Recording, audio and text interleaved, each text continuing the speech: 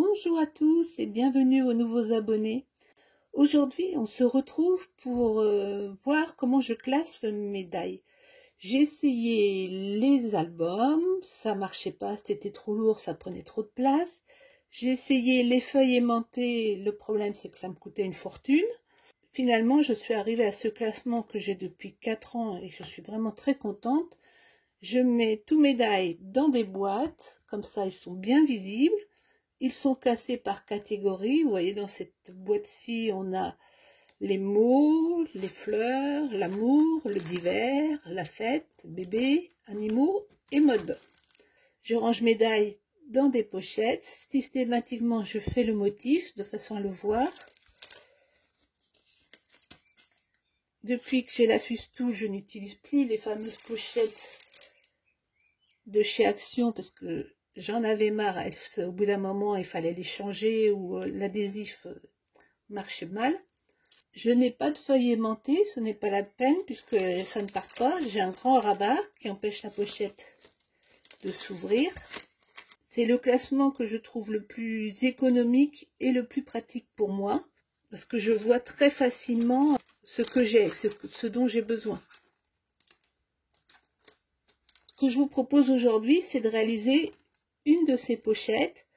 Pour les onglets, je vous ai déjà fait un tuto, donc vous pourrez aller le voir si vous voulez. Je découpe un papier de 14 cm sur 14. Je prends un carton car je vais utiliser mon pyrograveur transformé en Fustool. Je vous invite à voir la vidéo. Je prends des pochettes transparentes pour classeurs de chez Action. Je prends celle-ci.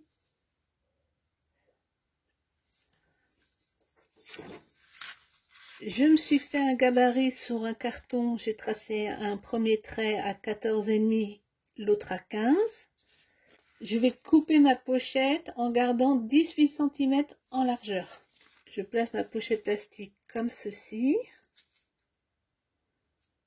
Et avec mon pyrograveur Fustool, je déroule. Je retrace le trait d'après. Je ramène la pochette au bord.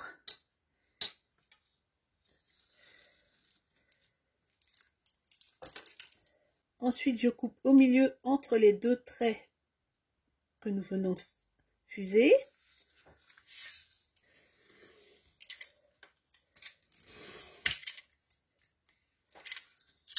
Voilà.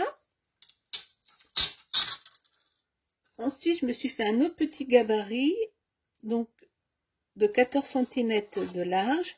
Ici, la hauteur, peu importe, mais il faut vous tracer un trait à 14 cm. Ça va vous servir de repère. Je place mon gabarit dans ma pochette.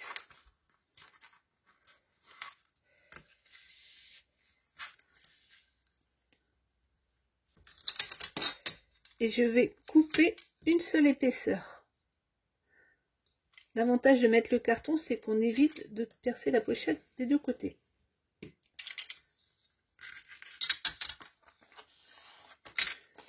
Alors, je ne sais pas si on voit la caméra, mais voilà, c'est coupé. Maintenant, tout simplement, avec des ciseaux, je coupe les pointes.